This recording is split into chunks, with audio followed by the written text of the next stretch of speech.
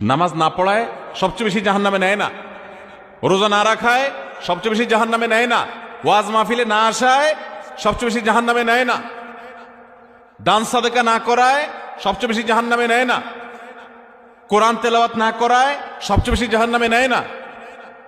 তাহলে কিসের সবচেয়ে বেশি জাহান্নামে নেয় মানুষকে?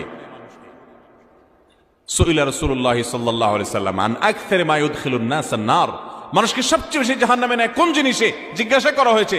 নবীজি বলেছেন দুই জিনিসে, আল ফামু ওয়াল ফারাজ, মানুষের জিহ্বা, মুখ এবং লজ্জাস্থান, এই দুইটা অঙ্গ মানুষকে সবচেয়ে বেশি জাহান্নামে নিয়ে যায়। সবচেয়ে বেশি জাহান্নামে নিবে এই দুইটা অঙ্গ। নামাজ পড়ে, দাঁড়িয়েও আছে, কিন্তু ফেসবুকে তলে তলে জেনা করে, চ্যাট করে, এটা তো জেনা। মানে সে কারোর প্রতি আসক্ত, হারাম রিলেশন হয়ে গেছে। এটা মহামারীর আকার ধারণ করে। সবচেয়ে বেশি মানুষ জাহান্নামে যাবে এই পাপের কারণে, অপরাধের কারণে।